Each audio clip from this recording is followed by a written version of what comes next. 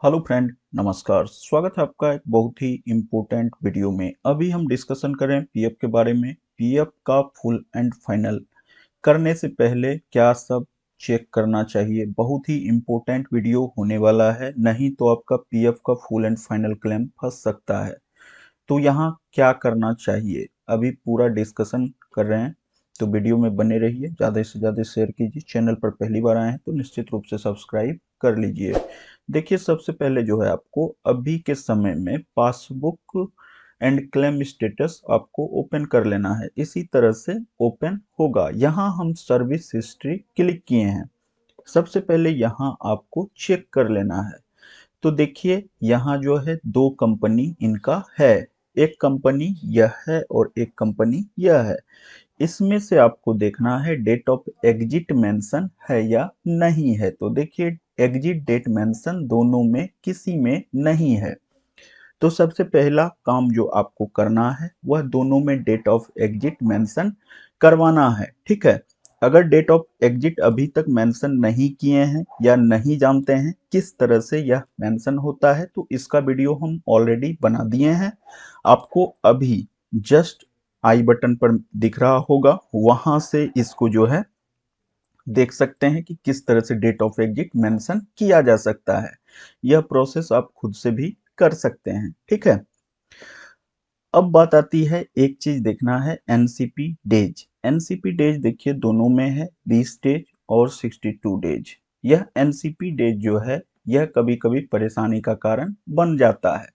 तो इसके लिए इसका जो है एक पेपर बनवा लीजिएगा आप अपने इस कंपनी से। जो भी कंपनी आपका रहेगा वो जो है आपको एनसीपी डेज का एक सर्टिफिकेट प्रोवाइड करता है।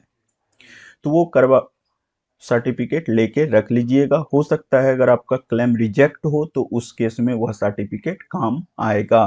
ठीक है। दूसरी बात जो यहाँ करनी है, अगर आपका दो में से किसी में भी डेट ऑफ एग्जिट या और भी अकाउंट है वहाँ डेट ऑफ एग्जिट मेंशन नहीं है, तो पहले आपको ट्रांसफर करके करेंट वाले अकाउंट में लाना है। तो देखिए यहाँ जुलाई 2023 यह प्रेजेंट है और यह पहले का है। तो प्रेजेंट में पहले जितना भी आपका ओल्ड वाला है उसको उठा के लाना है, मतलब पीएफ ट्रांसफर करना है। पीएफ ट्रांसफर किस तरह से होता है अगर आप नहीं जानते हैं तो इसका भी वीडियो हम ऑलरेडी बना चुके हैं।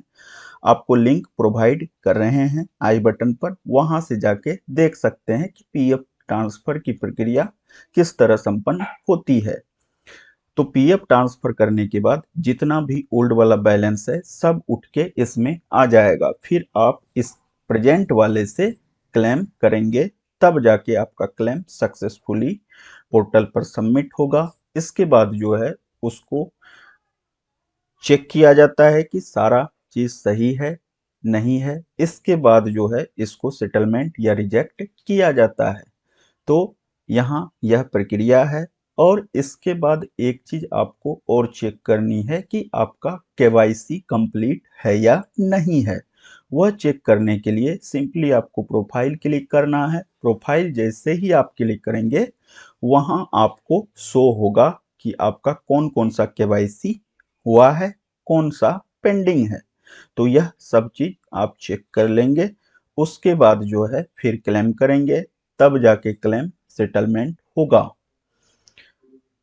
यहाँ जो है क्लेम रिजेक्ट कैसे होता है, तो रिजेक्ट होने का देखिए, एक तो एनसीपी डेज के कारण बहुत बार क्लेम रिजेक्ट होता है, लेकिन अगर एनसीपी डेज के कारण आपका क्लेम रिजेक्ट नहीं हो रहा है तो उस केस में आपको देखना होगा कि आपका अगर क्लेम रिजेक्ट हुआ है तो किस कारण से रिजेक्ट हुआ है। बहुत सारे केस में हम देख चुके हैं कि पासबुक के कारण जो है क्लेम रिजेक्ट होता है। पासबुक में एक्चुअली नाम जब मिसमैच दिखाई देता है तो उस केस में भी आपका जो है क्लेम रिजेक्ट होता है। मैक्सिमम केस जो रहता है मिसमैच का उसमें फादर्स नेम रहता है। तो वह चीज आपको ध्यान से देख लेना है। ठीक है। कोशिश कीजिए, अगर आपका क्लेम में पासबुक या चेकबुक मांग रहा है, वैसे तो अब मैक्सिमम अकाउंट में इसकी ज़रूरत नहीं पड़ती है, लेकिन अगर आपका ऑप्शन ओपन हो रहा है तो आप वहां चेकबुक डालिए, पासबुक नहीं डालिए। चेकबुक डालेंगे तो आपकी परेशानी खत्म हो जाएगी, आपका क्लेम जो है 100% सेटलमेंट होगा, अगर सारी चीज पहले से सारा सही सही है तब। ठीक है, इसके बाद जो है एक चीज और यहाँ आपको देख लेना है, वह यह चेक करना है कि सारे जितने भी अकाउंट हैं उसमें आपका फादर्स नेम सही है या नहीं है। इसको चेक करने के लिए आपको यूएन पोर्टल ओपन करना है और वहां से आपको जो है अभी ज्वाइंट डिक्लेरेशन ओपन होता है, वहां जाके चेक करना है फादर्स नेम अपडेट है या नहीं है। अपडेट है तो वह सही है या नहीं है, क्योंकि अगर अकाउंट है दोनों में फादर्स नेम डिफरेंस है तो उस केस में आपका ट्रांसफर नहीं होगा। तो पहले इसमें देख लेना है, अगर गलत है तो उसको सही कर लेना है। किस तरह से सही होता है इसका भी वीडियो हम ऑलरेडी बना चुके हैं, आप लोग उसको देख सकते हैं, अभी हम पिन कर रहे हैं आई बटन पर, तो वहां से इसको भी देख सकते हैं। यह सारी प्रक्रिया है, इसको कंप्लीट कीजिए। आपका पीएफ क्लेम जो है उसके बाद जब आप करेंगे 19 फॉर्म भरेंगे, 10C फॉर्म भरेंगे तो आपका क्लेम जो है वह सेटलमेंट होने की संभावना मैक्सिमम रहेगी। तो यह कंप्लीट वीडियो है, निश्चित रूप से ज़्यादा शेयर कीजिए। चैनल पर पहली बार आए हैं तो सब्सक्राइब भी कर लीजिए। इम्पोर्टेंट वीडियो हम लगातार आपके लिए लाते रहते हैं। मिलते हैं एक और इम्पोर्टेंट, इंटरेस्टिंग, यूजफुल वीडियो के साथ। अपना ख्याल रखिए, खुश रहिए, बाय बाय, जय हिंद, वंदे मातरम, नमस्कार।